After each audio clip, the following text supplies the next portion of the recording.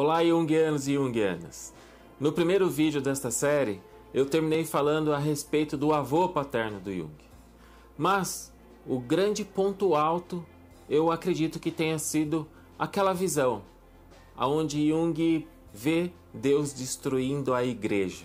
E eu acredito que um dos principais pontos é uma certa percepção de um outro tipo de personalidade. Além disto, as indagações religiosas fizeram parte do cotidiano da vida do pequeno Jung. Hoje, nós vamos perceber, nós vamos falar um pouco destas indagações religiosas, mas não só isso. Nós vamos entrar naquele momento onde ele precisa decidir para qual lado ele vai, o que ele vai estudar. Vamos perceber também como o inconsciente direciona ele não só para a medicina, mas a sua decisão em direção à psiquiatria. E eu acho que um dos pontos altos é o encontro com Freud e principalmente um sonho que marca a ruptura dele com o Freud e uma mudança de vida que acontece neste momento. Então, tem muita coisa para a gente olhar, não saia daí.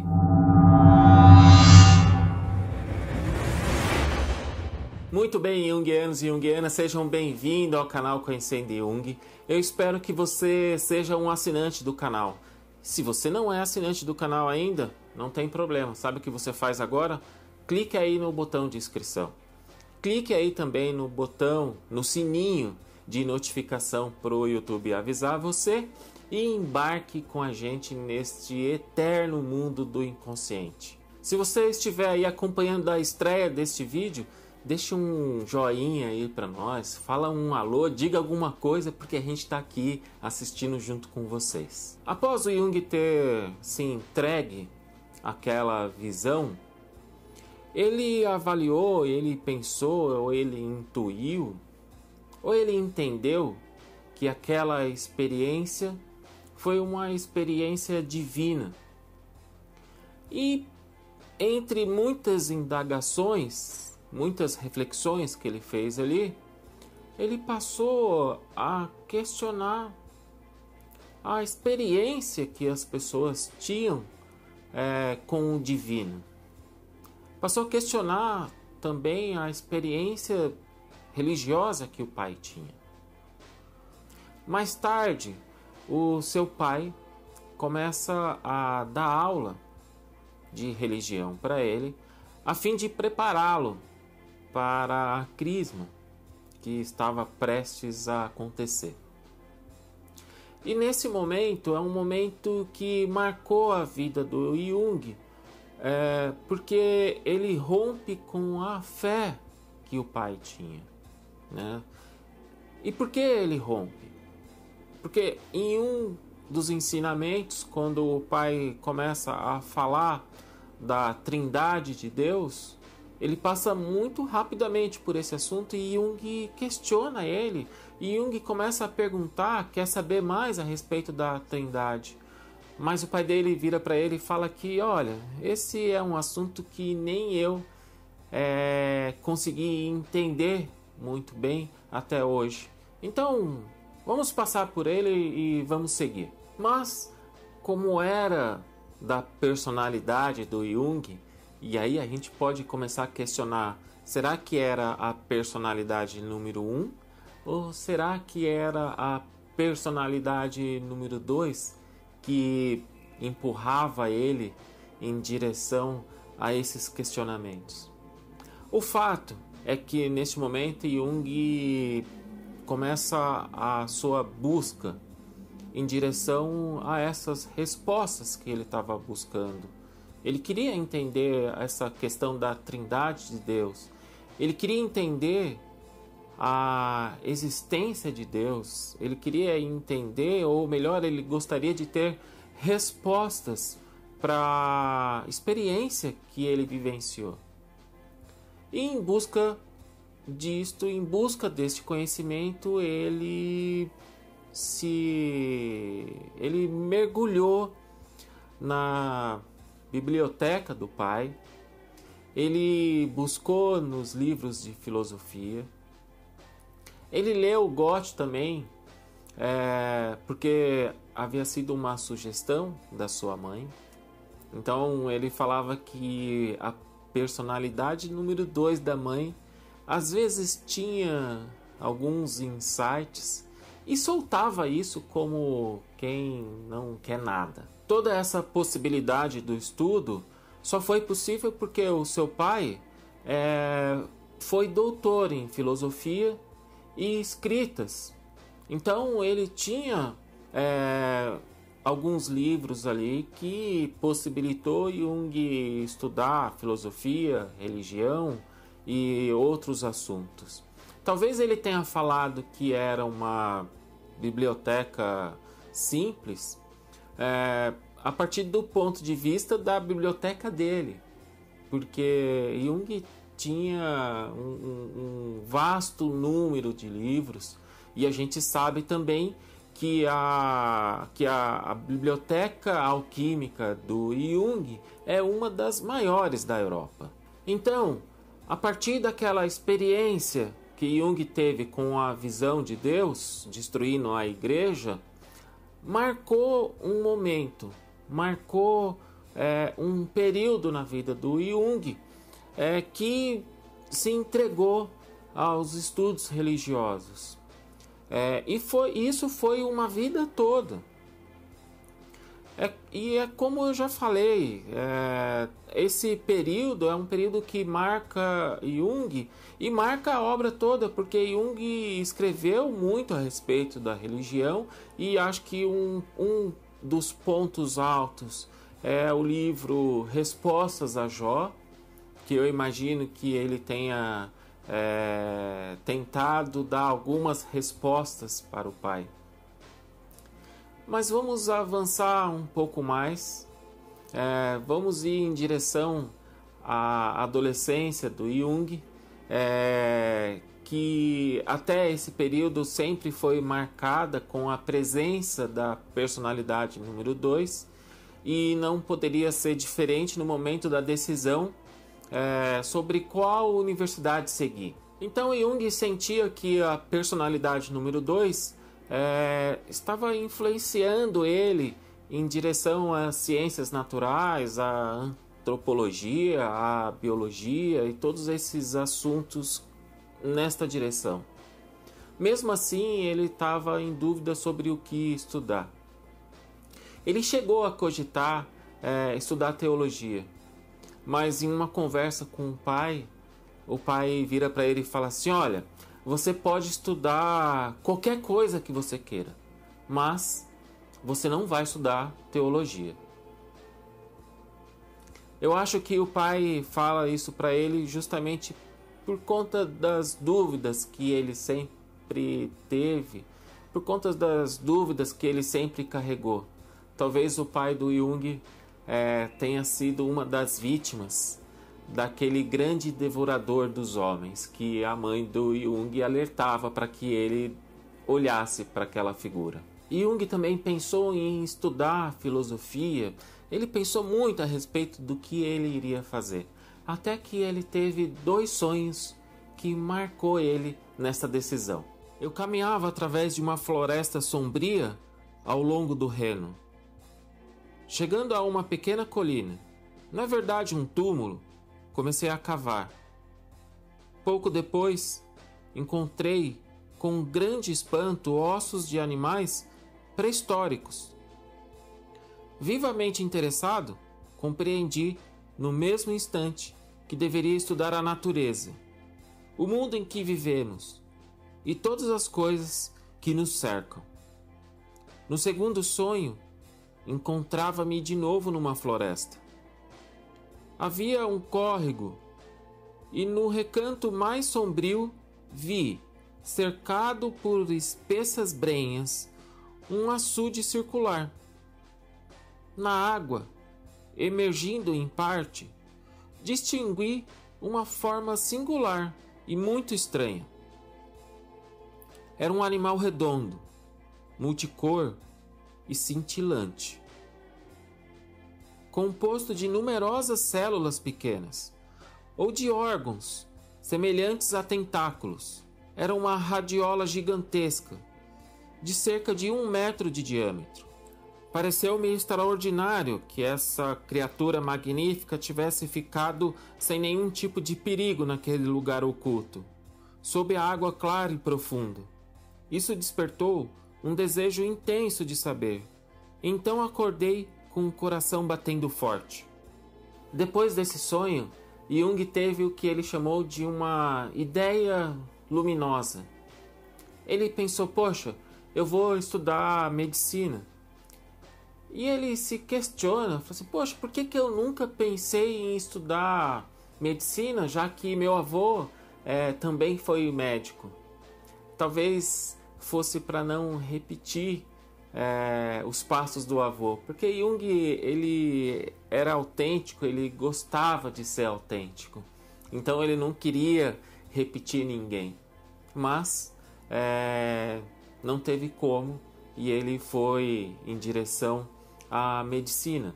Após a tomada de decisão em direção à medicina, existia uma grande interação entre a personalidade número 1 e a personalidade número 2. Jung tinha grandes fantasias e ele ficava como que tomado por esse mundo do número 2. Mas um outro sonho mostra para o Jung como que ele deveria passar pelos estudos na universidade. Vamos dar uma olhada nesse sonho. Nessa época tive um sonho inesquecível, que me apavorou e encorajou ao mesmo tempo. De noite, num lugar desconhecido, eu avançava com dificuldade contra uma forte tempestade. Havia uma bruma espessa. Eu ia segurando e protegendo com as 2 mãos uma pequena luz que ameaçava extinguir-se a qualquer momento. Sentia que era preciso mantê-la a qualquer custo, pois tudo dependia disso. Subitamente, tive a sensação de que estava sendo seguido. Olhei para trás e percebi uma forma negra e gigantesca acompanhando meus passos. No mesmo instante decidi, apesar do meu temor, e sem preocupar-me com os perigos, salvar a pequena luz, através da noite e da tempestade. Ao acordar, compreendi imediatamente que sonhara com o fantasma de Brocken, com a minha própria sombra projetada na bruma pela pequena luz que eu buscava proteger.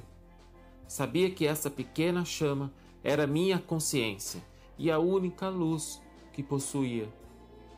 O conhecimento de mim mesmo era o único e maior tesouro que eu possuía, apesar de infinitamente pequeno e frágil comparado aos poderes da sombra. Era uma luz, minha única luz. Jung fala que naquele momento ficou claro que ele precisava sustentar a personalidade número 1, que ele precisava se manter naquele mundo efêmero, como ele mesmo disse. Mas era claro para ele também que ele não poderia reprimir a personalidade número 2. E de fato ele nunca fez. Ele fez um esforço para manter a personalidade número 1 de certa forma autônoma, se é que é possível isso. Talvez com um grande esforço. Muitas vezes não é. A gente sabe disso, que às vezes a gente tem algumas atitudes que, apesar de a gente saber que não é o correto ou não é o melhor naquele momento, a gente acaba fazendo, a gente acaba falando. Jung seguiu seus estudos através da medicina. Na universidade, ele entrou na sociedade de Zofingia. Essa era uma sociedade onde as pessoas se reuniam para estudar diversos assuntos. A imagem que me vem a respeito desta sociedade é aquele filme A Sociedade dos Poetas Mortos. Quando Jung fala a respeito dessa sociedade, a minha associação é exatamente a daquele filme. Nesse lugar, o próprio Jung fez várias conferências. Lá eles conversavam a respeito de Schopenhauer, a respeito de Kant, a respeito da teologia, da religião, dos estudos da religião comparada. Então Jung se identificou muito com esse lugar porque ele sentiu que ele poderia ser ele mesmo. E depois ele descobriu que o seu pai também fez parte dessa sociedade. Como ele entendeu que aquela sociedade, aquele lugar foi o último ponto alto da vida do pai dele. Os anos se passaram e os exames finais estavam se aproximando. E Jung sabia que deveria decidir qual campo da medicina ele iria seguir. Esta decisão veio através de uma intuição que foi despertada no momento que ele estava lendo um manual de psiquiatria e ele percebe que a subjetividade do médico fazia parte da produção científica. Aquilo marcou Jung, aquilo despertou algo que ele não soube explicar. E ele fala exatamente isso nesta frase. Lá estava o campo comum da experiência dos dados biológicos e dos dados espirituais, que até então eu buscara inutilmente. Tratava-se, enfim, do lugar em que o encontro da natureza e do espírito se torna realidade. E lá foi Jung para a clínica psiquiátrica de atenção para a pronúncia de Burgosli. Eu passei o dia todo treinando essa pronúncia. Neste momento, Jung tem contato com as pesquisas de Freud a respeito da psicologia da histeria e dos sonhos.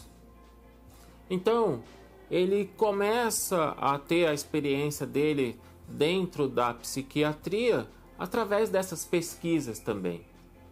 Com 25 anos, Jung tem contato com o livro do Freud, aquele a respeito da interpretação dos sonhos. Mas ele se julgou inexperiente para ler esse livro e deixou de lado. Somente com 28 anos é que ele foi retomar essa leitura. Ali ele já estava com mais experiência, já tinha vivido bastante coisa ali na clínica e começou a trocar muitas cartas com o Jung por conta de alguns trabalhos e algumas pesquisas que ele também realizou. E foi com 31 anos que Jung se encontra com Freud e eles travam aquela interessante, aquela épica conversa que durou apenas 13 horas. Olha, coloca assunto para falar, apesar que os dois eram gênios, então com certeza tinha muito assunto para ser falado. Eles passaram essas 13 horas trocando as suas experiências, trocando aquilo que eles estavam estudando. Em 1909, Jung e Freud foram convidados por uma universidade nos Estados Unidos e viajaram juntos. Nesse período desta viagem, eles passaram muito tempo anotando, coletando sonhos e analisando entre si. Teve um sonho especificamente que marcou a relação entre Freud e Jung. Este sonho também marcou a produção do livro Metamorfoses e Símbolos da Libido. Um livro que de fato selaria o rompimento entre Freud e Jung. Deixa eu contar esse sonho para vocês. Eu estava em uma casa desconhecida de 2 andares. Era minha casa. Eu estava no 2º andar, onde havia uma espécie de sala de estar, com belos móveis de estilo rococó. As paredes eram ornadas de quadros valiosos. Surpreso de que essa casa fosse minha, pensava, nada mal. De repente, lembrei-me de que ainda não sabia qual era o aspecto do andar inferior. Desci a escada e cheguei ao andar térreo. Ali, tudo era mais antigo. Essa parte da casa datava do século XV ou XVI. A instalação era medieval e o ladrilho vermelho. Tudo estava mergulhado numa penumbra. Eu passeava pelos quartos dizendo: quero explorar a casa inteira. Cheguei diante de uma porta pesada e a abri. Deparei com uma escada de pedra que conduzia à adega. Descendo-a, cheguei a uma sala muito antiga, cujo teto era em abóbada.